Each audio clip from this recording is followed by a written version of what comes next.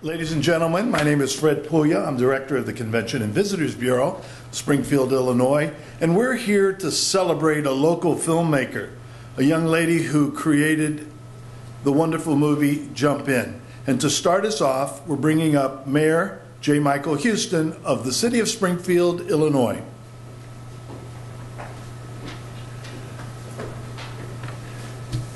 Good morning. It is a privilege to be here this morning to recognize a Springfield resident who has excelled in her craft.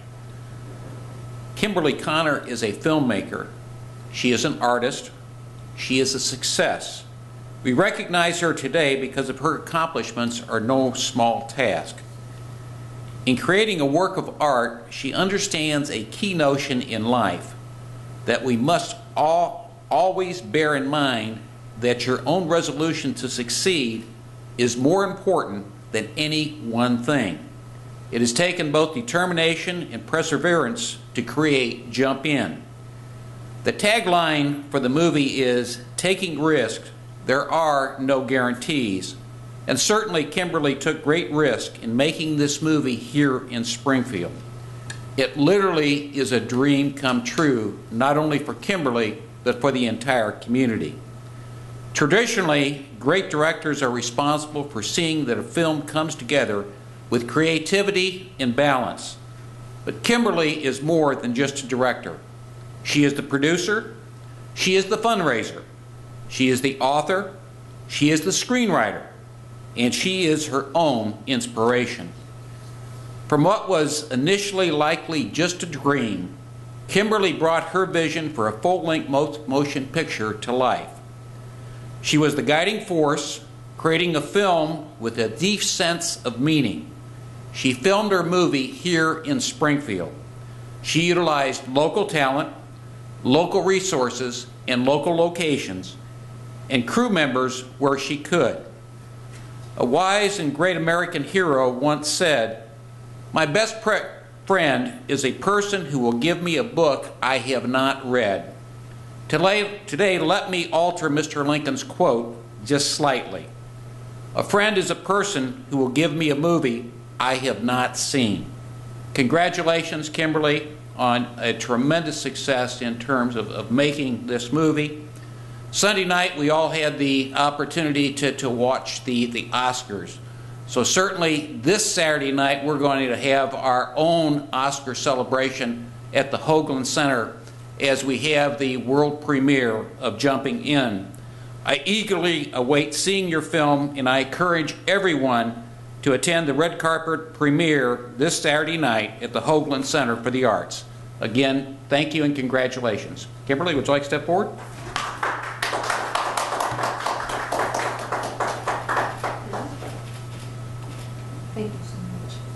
Thank you so much. Yes, we are really excited about this film, Jump In. The movie will be coming out this coming Saturday at Hoagland Center for the Arts. The red carpet event starts at 6 p.m.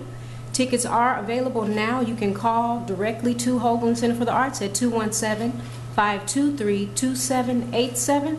A portion of our proceeds from this event will be donated to Making Strides Against Breast Cancer. Please come out. The red carpet event, as I said, starts at 6 p.m. We're really excited. You'll have the opportunity to take pictures with the cast and crew. If you come at 6 o'clock, the film will start promptly at 7 p.m. Thank you so much for giving us an opportunity to share with you the things that we're doing with this film. You can follow us on Facebook. We have a page, Jump In the Movie, on Facebook. And the website, our official website for Jump In the Movie, will go live on the date that we screen, Saturday, March the 2nd. Follow us there for updates and information about future screenings. You can also purchase copies of the film at that site. Wonderful. Thank you. Thank you. Thank you. We're open for questions and answers. Kim, how long You want to show the trailer first? I'm sorry. You want to show the trailer real quick? Yeah, do that. That'd be good. Okay, we're going to go and show the official trailer for Jump In the Movie.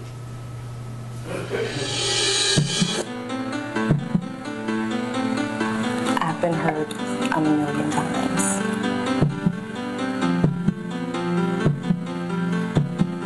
Really? It's gotten that bad. need to talk to you. Who is that? Karma's real, dog. I love you.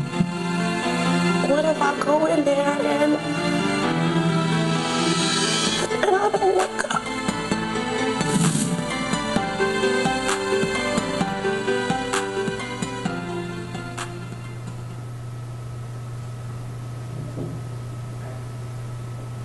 Wonderful.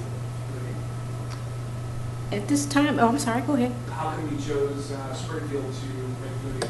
Springfield is the perfect place for this. We didn't have some of the same obstacles that you would encounter if you were to film in a large city like Los Angeles or Chicago. I think coming in to this project in a smaller community, it's a closer knit community, and I think that you have people that are more willing to get involved and to open their doors to their businesses and willing to work with you in terms of a way that both parties can succeed and do well and coming together on this project.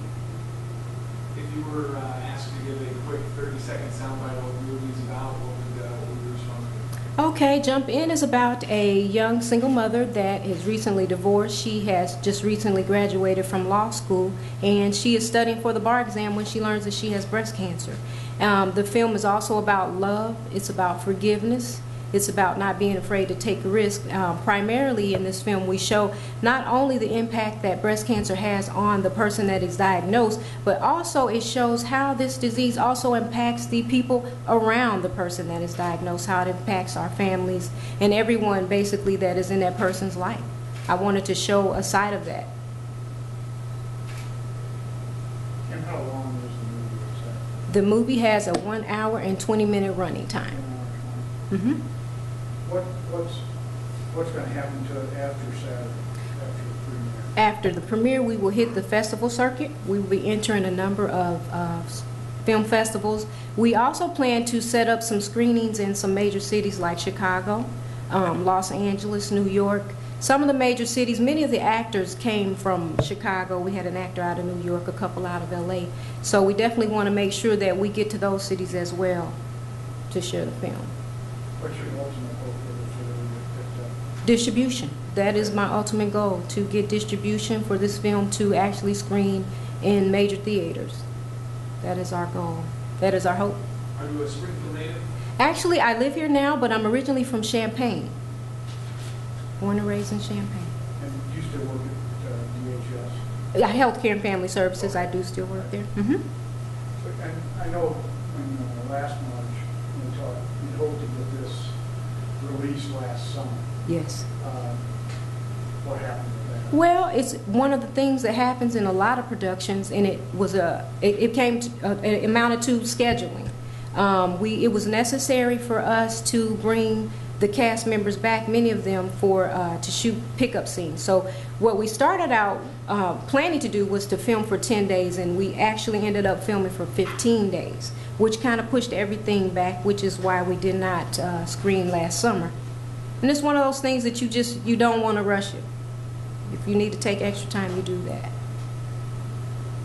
What kind of production, direction, writing background do you have? Is this your first production that you've taken part in and actually spearheaded? No, this is actually my second film. I've done other things too under my company, Predestined Arts and Entertainment. I'm a self-published author as well. And we also published a breast cancer awareness calendar back in 2007 to raise awareness about breast cancer. So yeah, as you said earlier, the director, there's many roles for the director, but this is the first actual feature film that we done, but we actually shot the last film in 2009, This Life Ain't Pretty, right here in Springfield. That was a 38-minute short, and it done very well as well. It was named Top 5 Best Short Film of the Year in 2009. And both these projects also done really well in the screenplay circuit as far as placing in different festivals as finalists and semi-finalists, things of that nature. Did that answer your question? I'm assuming by doing well on the festival circuit and winning these awards, that will help Absolutely. promote the thing for distribution somewhere. Absolutely. There are a lot of people that come to festivals, producers and distributors, and they're looking for material. So to be able to say that you placed in a competition, even if it was a screenwriting competition, even before the actual film is done, that says a lot. That's information that you can definitely put out there on as your calling card. It kind of, it speaks to your credibility. So you definitely want to include that. I know other cities, like Chicago and even other states have various types of assistance for filmmakers. Did you get any of that from the city this time around? What I got from the city this time was a lot of support. We didn't actually get financial support from the city, but we did get the cooperation of the city. And that is a big thing. When you do projects like this, it takes so many people in order to complete the project. And you need the support of the community, you need the support of the city and the community in order to achieve that. Maybe this is a question for either the mayor or for Fred. Are there incentives already in place that, future filmmakers could look at Springfield as a destination to make film? Well, there have been films made in Springfield over the years. The city of Springfield itself has no incentives. The state of Illinois does offer some incentives to filmmakers. If you know what off the top of your head, what those incentives are, just like certain types of tax breaks. I think that is exactly what it involves. Absolutely, it does. And a really good incentive, too, for people to get involved. And speaking of that is that 100% of what you contribute is you can write that off as a tax write-off. So that is important, too. We did have a couple of producers on this film. One of them is a filmmaker out of Nashville. Another one is a local resident here, a Springfield resident, that was also a producer on the last film. And he just found out about the film from events just like this, where we talk about it, we're getting the word out, and he actually took interest in what we were doing and wanted to get behind us. So it takes a community. I also want to, if I could, bring up some of the people that were key in the production. We have our director of photography here, Richard Falzone. We have our sound person here, Barry Messiker. And we also have our first assistant camera person, David Anderson. If we could bring them up, I'd like people to also give them a moment to speak about some of the things that they did in terms of bringing this project together, because it takes more than just the director in order to do that. Were there any other questions? Kim, how many people did you have in cast and crew? We had 12 cast members and an equal number of crew members. That doesn't include the number of people that we had in terms of like extras when we filmed at the University of Illinois or at the Piero's, the restaurant. If we include the extras, on any given day it could have been maybe 100 people on set. Really. Just depending on what we had on that day. Richard, you have a long history of filmmaking. I'm sure many different locations. What's that Springfield part? Actually, I was in the first year of the Springfield Film Festival. I shot a feature in California that actually made it into the film festival. So I'm a recent grad out of San Francisco in a master's program for film about 16 months ago, and Kim had contacted me. We had played ping pong for about a year, and then I actually saw her first endeavor, which was This Life Ain't Pretty, and I knew that she had the way she crafts her words, I knew I wanted to be involved. So I've been making commercials, web stuff, worked with media for about 10, 12 years. And we met, actually, when I did the zombie thing with Mike Wilson. So, yes, I have a little bit of a history. What's that Springfield apart from other areas you filmed? Fred and I were just talking about that. Springfield is a really unusual place. There's so much talent here that just goes unnoticed and untalked about, whether it's visual arts, whether it's painting, whether it's camera work. There's so much talent in Springfield that it would surprise everyone, whether it's sound. We have lots of talent here in Springfield. And get involved. The Film Commission, along with the mayor's office, was really instrumental in getting us a lot of, getting the word out about this great film. So, and you guys too, we appreciate you being here. You wanna introduce yourself? This is my sound person. I'm Barry Messiker. I did sound on the film as well. I did all the editing, and actually the music that you heard on that was mine as well. I'm originally a producer, music producer, and in trade I know how to edit and do audio and engineering as well. I was contacted by Kim a few times before I was able to get in contact back with her. She, I guess you knew me from a few different sources that didn't even know each other. Exactly. And then I just had a 2-page article come out of my music production, and she got a hold of that, and then she made sure that I was a part of this film. So came onto it, and then I'm a native of Springfield, and then I was told that it was going to be done completely in Springfield, then I was in completely with Springfield, because as I say, there's so much talent here in Springfield that people don't know, and a lot of people think that you have to go outside of Springfield to get noticed, and you don't. You don't. There's a lot of people doing a lot of things here in town, and it's all about getting involved and it getting noticed. So that's why we appreciate you guys in doing media coverage and things like this to show that there's a lot of things going on here in Springfield, and also brings people to Springfield, to the great city that I call home. Jump in. Jump in. Kimberly, advice for future filmmakers. How do they go about lining up, casts, finding funds, working with, local municipalities or the state? I guess for me, and you had touched on this earlier, I did attend college. I did graduate with honors from Eastern Illinois University, but my degree is not in film, and that's something that happens a lot with a lot of people. But I think to answer your question, to me, the best thing that an aspiring writer or director can do is to learn your craft. If you go to film school, that's fine, but there's a lot of information that you can learn also outside of the classroom. And for me, in my own experience, I read everything that I could get my hands on about film.